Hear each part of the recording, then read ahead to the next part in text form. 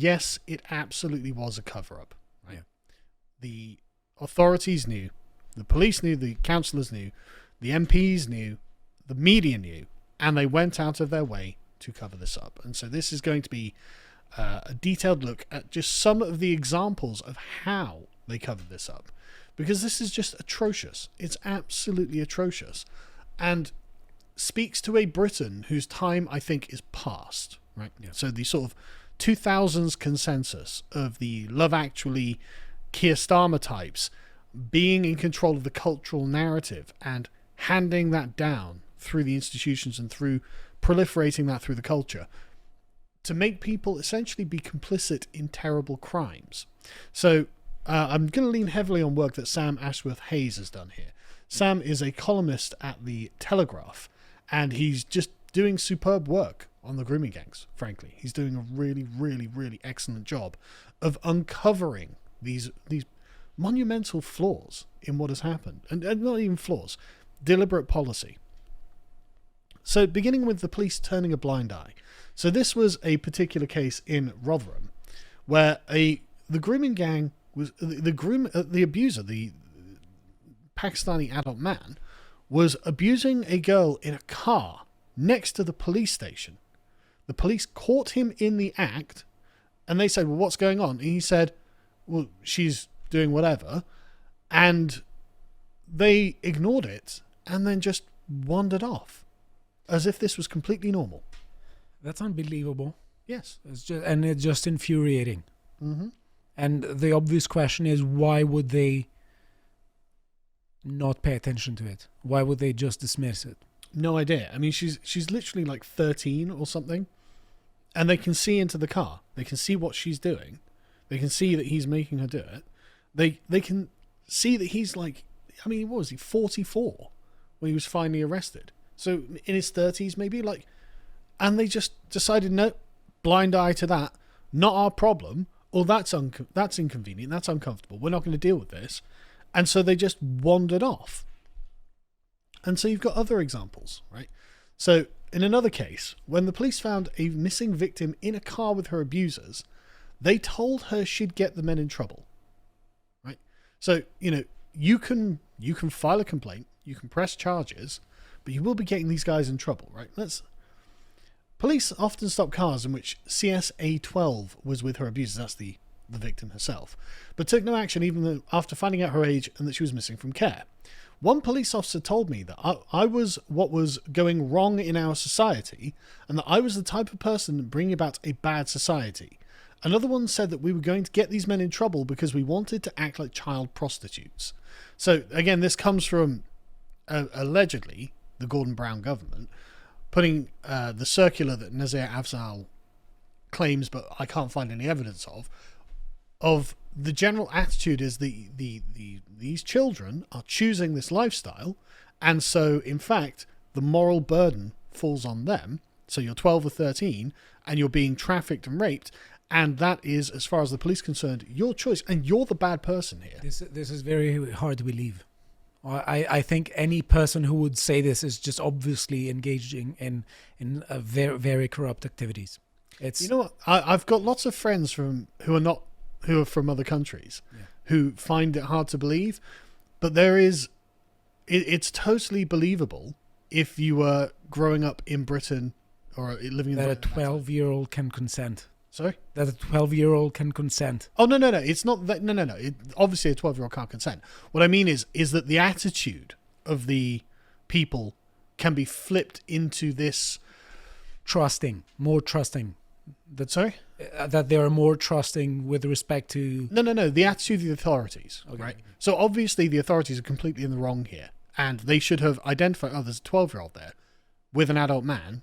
She's being raped by the adult man, right? That should have been... Yeah. The baseline understanding, right? But a lot of people from outside of Britain don't understand the kind of conformity that there was in the 2000s. There was a very powerful mainstream culture that was it thought of itself as having high standards, but it also thought of itself as being the protector of minority groups, right? Yeah. And so the moral burden could never be placed on the minority group because assumed in some way they were kind of inferior or incapable of making decisions as agents. And so the white girl, even though she's 12, she's treated as the agent who is operating on the gang itself, rather than, of course, the other way around, which was how it was in reality.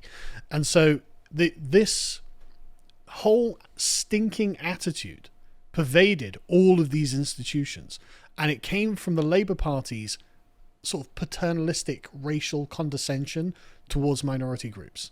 They assume, oh no, the white girl obviously is oppressing these brown guys. Yeah, no, I get it, but it seems to me that they are not. They are paternalistic in a way that doesn't say change your ways. No, not at all. I'm your father, and I know you're good, and I care about you. It's the opposite. It's just, of course. I mean, I'm going to let you prey on my population. That's what it's. Yeah, the Labour government wants to preserve multiculturalism, and this kind of behaviour from this kind of community is, as far as they're concerned, essentially an authentic expression of that community. That's how the Labour. And so the problem is the girl who is allowing this to happen. She's the one who is treated as the moral agent here by the police, not the gang members themselves. And this is literally something they end up running defense for. So if we go to the next one, again, this, you would think this wouldn't happen in the most abominable kind of fiction, right? It would seem unrealistic to write a fiction about this. But this is from the confession of one of the victims. She says, I was going missing, and once I got added to a register of, CSE, like at risk of CSE, they stopped reporting me as a missing person in the normal way. I didn't get reported as an actual missing person. I got reported as something else and added to a different register, so the police didn't actually look for me properly. They didn't put as much effort into it because I was a persistent missing person. So my mum started ringing up the police station. There was a conversation between her and the police officer where she said that I was getting abused by Asian males, and he said that she was racist for saying that, and that she should be happy that I was getting taught a different culture. They believe this is a normal part of their culture, and that it's acceptable for them to express that through the abuse of English girls. Okay, I'm much more willing to say that this is just all excuses. They were just unbelievably corrupt, and they were just sugarcoating it in the way they thought that it was going to go to be received. They were definitely corrupt, but ideologically so. Yeah, but this actually confirms what you were saying about the ideology of the times, is that they think that this is the language that would carry the message forward. That if they sugarcoat it in multiculturalist terms, being taught different cultures, being open and tolerant, that it would stick. Yeah, this is a true belief of these people, right? This is the thing, and I realize it's hard to understand, but it genuinely, I was an adult through the early 2000s. Okay. These genuinely were the things they believed, right? And I realize that, someone who wasn't here at the time, maybe, I don't know, No, I'm very suspicious generally. I know, but I've got lots of other friends from Europe and places that aren't Britain who are like V was just like, there's no way the word racist has that much power in Britain. I was like, you don't even know. You don't understand. Okay. The culture of conformity in Britain in the early 2000s made this kind of horrific stuff possible and it made the police officers feel like they were doing the morally right thing, right? Look at the kind of high-handed way he's talking. You're a racist for saying that, because that's what racist really means, is the person outside of the grace of polite society, right? That's what that means. And you are getting taught a different culture. You should be appreciative of that. Like, that is a moral assertion on the family. No, I know they're raping and abusing your daughter, but you're bad people, and you should be thankful for this, is what the underlying message is. And this is what they genuinely believed in the 2000s. And so, it just gets worse. It gets worse and worse, right? So here's one example of when a child went to the police. They would tip off the abusers because they are fully committed to the protection of the dignity of the community doing the abusing, right? And that's the thing. It's and so the abusers are themselves essentially kind of victims of these girls reporting the abuse. Yeah. So they he says here, The protection of offenders may have gone further still. In at least one case, when a victim was found the courage to go to the police, their abuser appears to have been tipped off. While still in the police station, one child received a text from her abuser informing her that he had her 11-year-old sister and that it was now your choice. The child chose not to go through with complaint.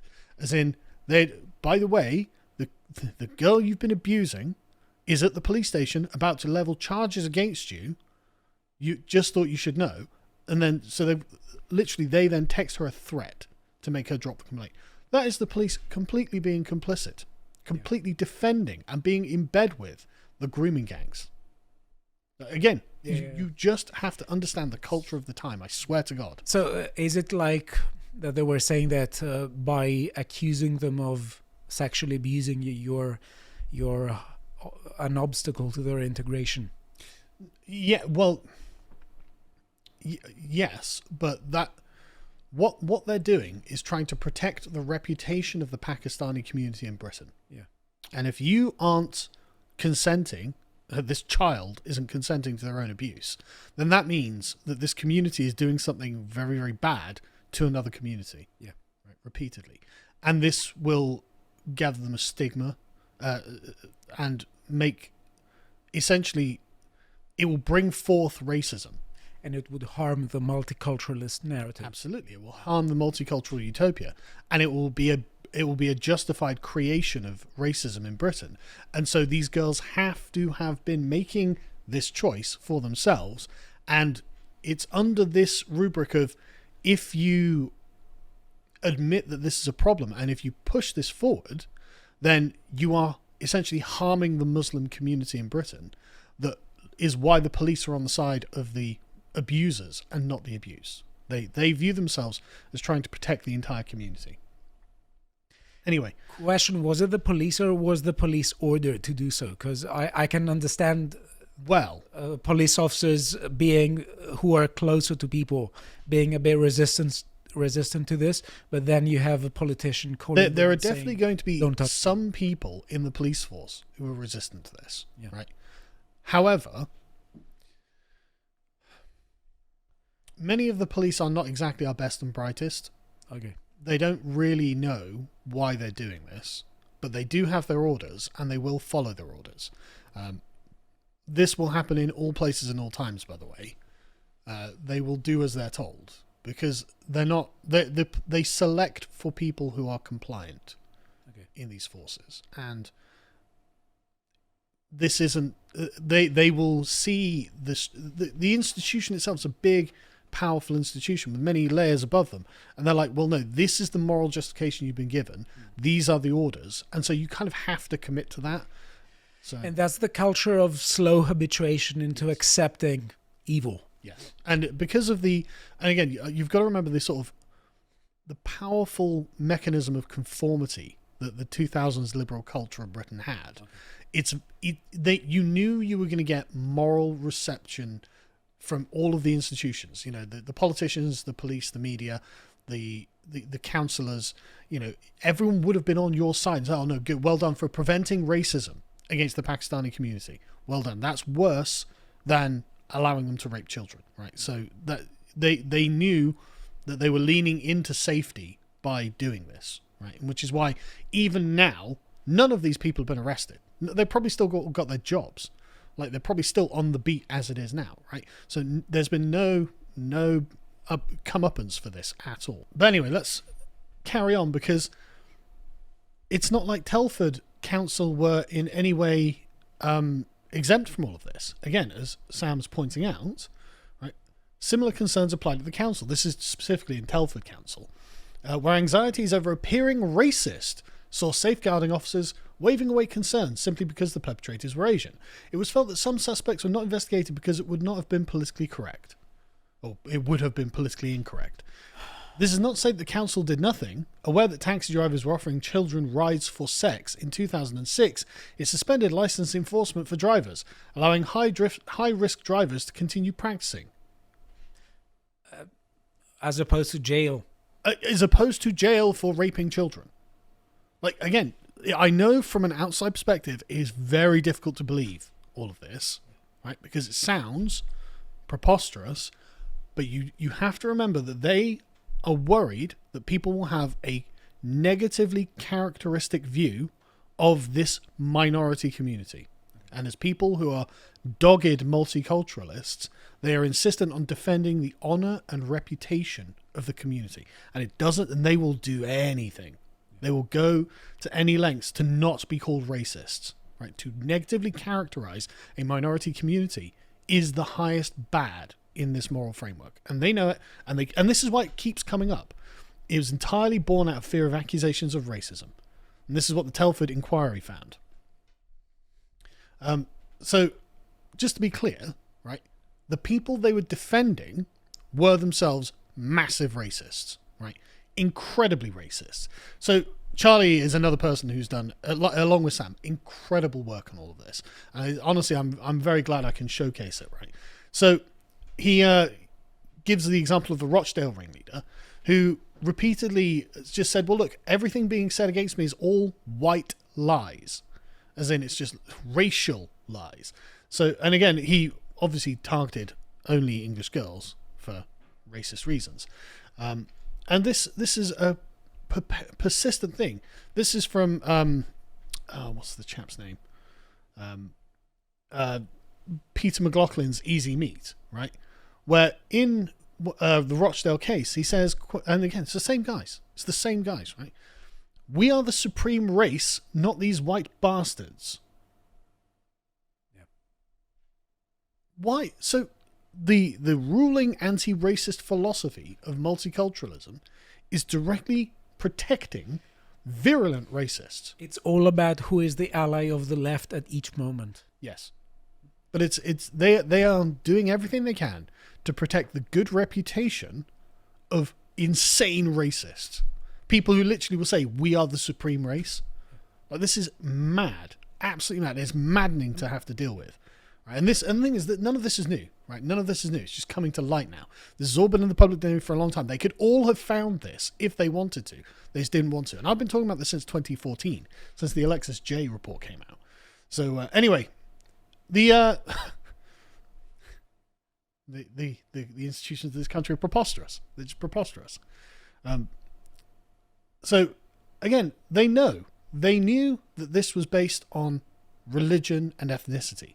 This kind of, the combination of the Muslim community is not merely an ideologically or religiously bound community. It is also an ethnically bound community. And everyone knows this. And as the this particular judge notes, this was something that they recognized, right? They recognized in this that these men were targeting the English girls because they were English and because they perceived the English to be either Christian or atheist. And so they were like, right, not Muslim, not Pakistani, fair game.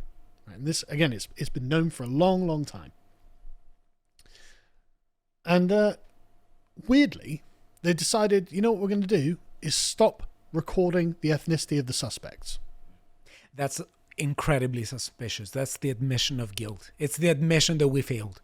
Exactly. It's the admission that, look. Don't talk about it. But again, why would you do it?